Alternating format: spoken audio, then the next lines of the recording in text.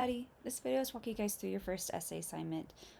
This is a very short essay assignment. I know we're moving very quickly in this course, but in this first week you guys read a couple of different texts from early settlers and explorers. You read Columbus or De Vaca, as well as Anne Bradstreet.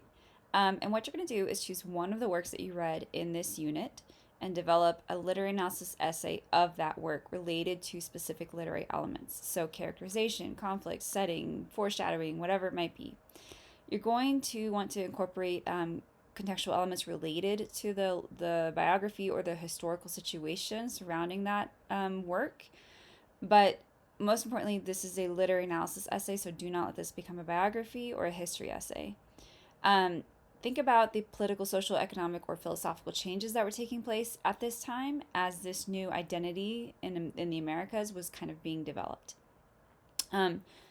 So think about why this text matters in terms of the larger literary or historical perspective. So, for example, with Columbus, he's obviously a seminal figure in American history.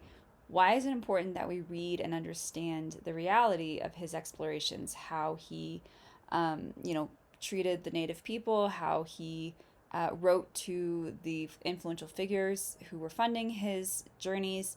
Why is it important, for example, with De Vaca, the same questions? Why is it important that we see how he treated the native people and how he cast, certain perspectives back on the ruling Christians? Why is it important that Anne Bradstreet, as the first transatlantic female poet, that we understand the familial or social or gender dynamics of early Puritan society? So some things you can think about as you're working is how does the work and the author influence the social, political, economic changes happening in America at this time, or early America, I should say? How do they fit or not fit with these new American identity, quote unquote, American identity? How do they help shape the new American ideals?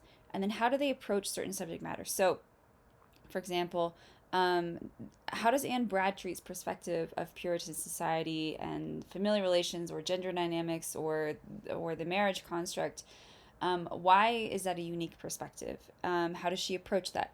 How does, for example, Columbus, is he working to achieve a particular goal or message towards his audience?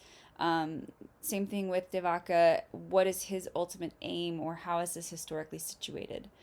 So you want to make sure that you have a good, strong thesis claim in your introduction, as well as main ideas tied to the literary elements that you're analyzing. So ideally, you have a central literary element related to each main idea.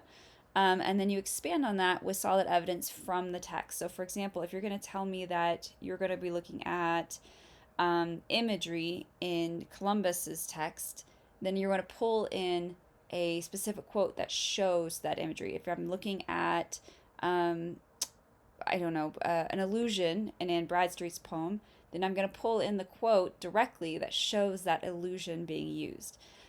So again, you're backing up your analysis with specific evidence from the text and then expand on that. So your essay needs to be a 1.5 to 2 pages in length and is due by Sunday, July 13th at 11:59 p.m.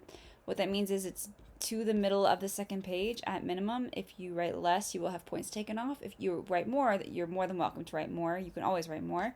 But this is a good general guideline because, again, this is a very short unit. And I know we're moving quickly. So you do need to make sure that you have MLA formatting. If you don't know how to do MLA, make sure you go back and watch the MLA guidelines that are at the top of the modules. But essentially, top left corner, you're going to have your header, which is your name, the instructor's name, the date, and the course and section number. Page numbers in the top right, 12-point font, double spaced, 1-inch margins all around. And then make sure that you know all essays will be checked for plagiarism through Turnitin. You'll see the same plagiarism report I do. So if you need to resubmit it, you certainly can up until the deadline as many times as you need. So you're going to be assessed making sure you have good analysis of the work and its major concepts, as well as secondarily the author's identity and historical context. And like I said, very, very important, make sure this is above all else a literary analysis essay, not a biography, not a history essay.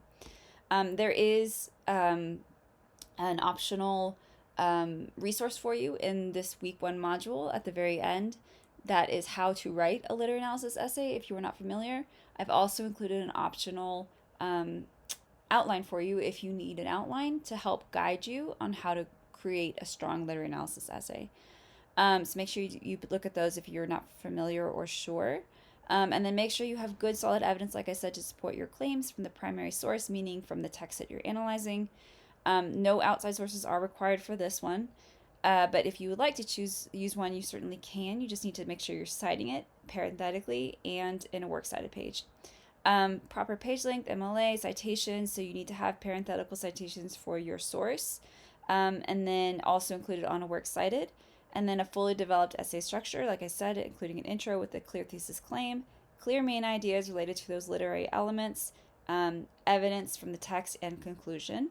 So the main ideas, you want to make sure that you are tying those back to your thesis claim. So if you're, for example, your thesis claim is Columbus uses first person point of view, descriptive imagery of the landscape, and man versus man conflict to persuade King Ferdinand and Isabella to have mercy on his voyage. Then each of those main ideas will connect back to that. And then make sure you have good, clear organization of your ideas. So some things you can look at when you're writing this essay. Obviously, you want to choose carefully. You don't want to try and cover a lot of these things. I would at most do 2 or 3 literary elements for an essay of this length. But you can look at things like characterizations. So specifically, you could look at archetypes. You could look at protagonist or antagonist. The development, is it flat? Are they flat, static, round? You can look at literary devices like similes, metaphors, irony, flashbacks, foreshadowing.